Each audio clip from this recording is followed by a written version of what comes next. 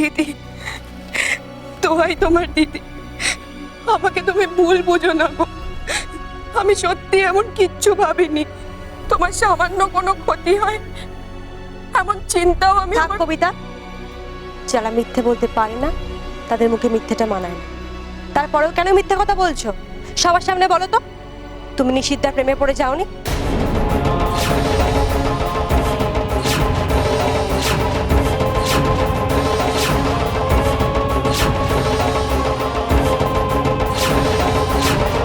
আমার কথাটা শোনো ডায়না, আমি কিছু আসলে বলার দরকার নেই তোমার।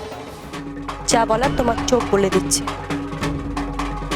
তোমার চোখ স্পষ্ট বলে দিচ্ছে তুমি নিশিদ্ধার প্রেমে পড়েছো।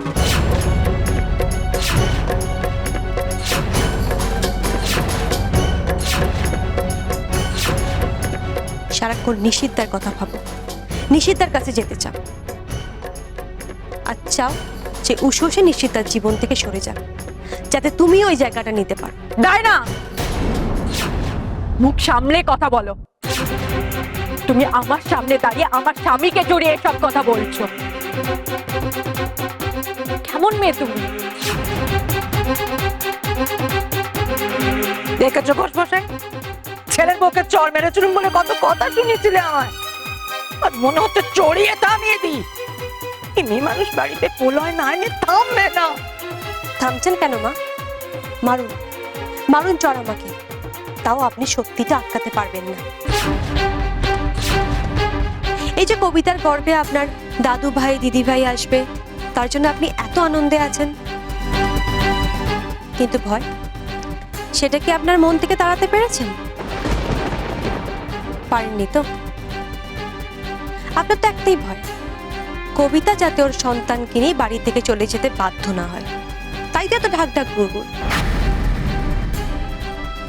তুমি চুপ করবে বাবা, অনেক খারাপ কথা বলেছো। তুমি খুব খারাপ হয়ে গেছো ডাইনি বুড়ি। দেবল তোমার সাথে যা করে না ঠিক করে, ও যে কি করে তোমার সাথে ঘর করে কে জানে। আমি দেবলের জায়গায় থাকলে আরো খারাপ খারাপ কাজ করতাম। না কাকুলি, দেবল তো অন্যায় করে, তবে আজ ডায়নাও বড্ড বেশি অন্যায় কথা বলছে। তাই আমি অন্যায় কথা বলছি? তাহলে বলো, আমিও শুনি। সবকিছু জানার পরও তুমি কবিতাকে বাড়িতে রেখে দেবে তোমার সংসারের জ্বালানি হিসাবে?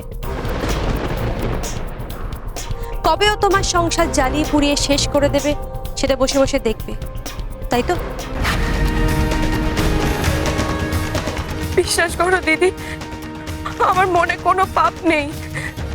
আমি শুধু তোমার আর নিশিত বাবুর সন্তানকে জন্ম দিতে চেয়েছি, এখনো তাই চাই। তারপর আমি চলে যাব এই বাড়ি থেকে। শুধু দিদি দোহাই তোমার, এখন তুমি আমাকে এই বাড়ি থেকে তাড়িয়ে দিও না। ও বদ্দি, আমি একটা কথা বলি। দেখো, তুমি তো এখন সব জেনে গেছো তাই না? তুমি তো আমাদের গোয়েন্দা বদ্দি বলো, তোমার মাথায় অনেক বুদ্ধি। তুমি বিচার করো না এবার যে কে ঠিক করেছে, কে ভুল করেছে, কে ভালো আর কে খারাপ।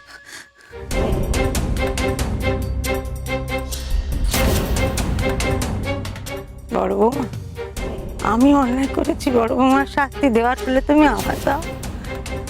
ওই মেয়ে নিরপরাধ জানো, ও তো নিজের জ্বালা এমনি জ্বলছে।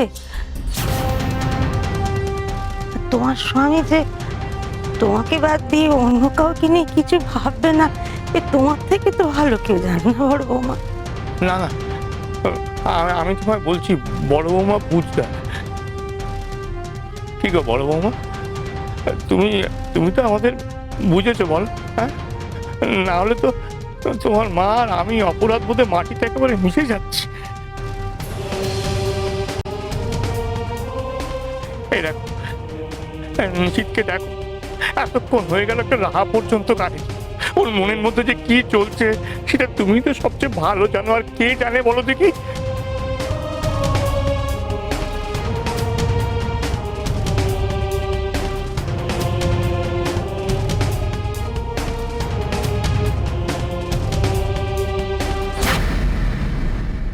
তুমিও ভেবেছিলে তোমার আর কবিতার সত্যি জানার পর আমি ওকে বাড়ি থেকে বের করে দেব, তোমাদের দুজনকে সন্দেহ করব?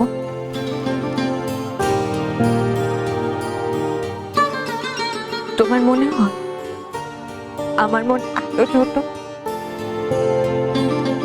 একটা ঘটনা নিষেধ। 5 বছর আগে কবিতা তোমাকে বিয়ে না করে অন্য কাউকে বিয়ে করবে বলে চলে গেছিল।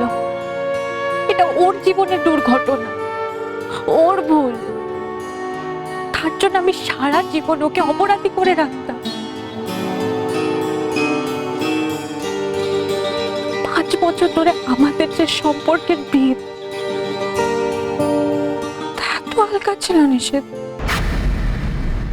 যে কবিতার সাথে আমি তোমাকে সন্দেহ করতাম, নিরাপত্তাহীনতায় ভুগতাম। আমাকে আর এইভাবে বলো না উষসী, আমি সহ্য করতে পারছি না। আমি জানি আমি তোমার অপরাধী, 1000বার মরেছি এই অপরাধ বোধে, কিন্তু আমি যে মাকে কথা দিয়েছিলাম, মাকে দেওয়া কথা আমি কি করে ফিরিয়ে নিই বলো তো? আমি জানি তুমি মাকে কথা দিয়েছিলে, তাই আমাকে কিছু বলতে পারনি। তুমি মায়ের ভালো ছেলে নিষেধ, তাই মাকে কষ্ট দিতে চাওনি। সে তো ভালো কথা, কিন্তু আমরাও যে দুজন দুজনকে কথা দিয়েছিলাম, একে অপরের কাছ থেকে কখনো কিচ্ছু লুকাবো না, কিচ্ছু গোপন করবো না, সে কথার কি হলো? সব মিথ্যে।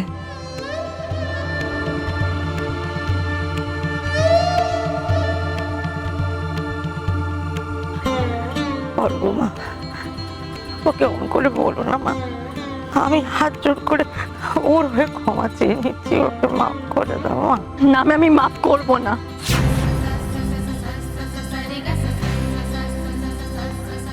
কাউকে আমি মাফ করব না, আপনাকেও মাফ করব না, বাবাকেও মাফ করব না, কাকুলি কবিতা কাউকে মাফ করব না আমি।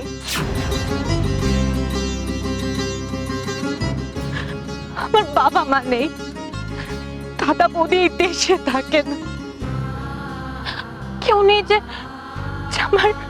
আমাকে বুঝবে, আমার কষ্টটাকে অনুভব করবে। এতগুলো বছর ধরে এই বাড়িটাকে, আপনাদের সবাইকে আমার স্বর্গ বলে জেনেছি, আমার আশ্রয় বলে জেনেছি, কিন্তু আজ তো বুঝতে পারছি মা, আপনারা কেউ আমাকে চেনেন না, কেউ বোঝেন না।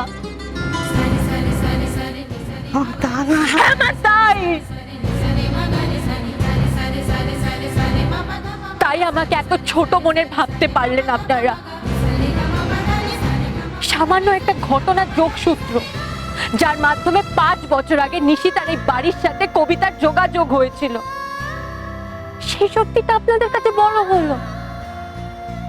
আর আমার এই বাড়িতে 5 বছর কাটানো, নিশিতের সাথে সংসার করা সব মিথ্যে হয়ে গেল। কোন সত্যের মুখোমুখি দাঁড় করালেন আপনারা আমাকে?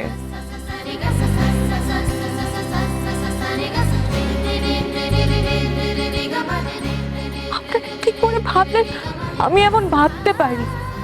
কবিতা আসাতে আমার সংসার ভেসে যাবে, আমার আর আমার স্বামীর সম্পর্কের মাঝে অন্য কেউ চলে আসবে, আমার স্বামী সেটা হতে দেবে? বা আমি সেটা ভাবতে পারবো? কি করে ভাবলেন কবিতাকে এই বাড়ি থেকে এই কারণে আমি বের করে দেব, ভয় পাবো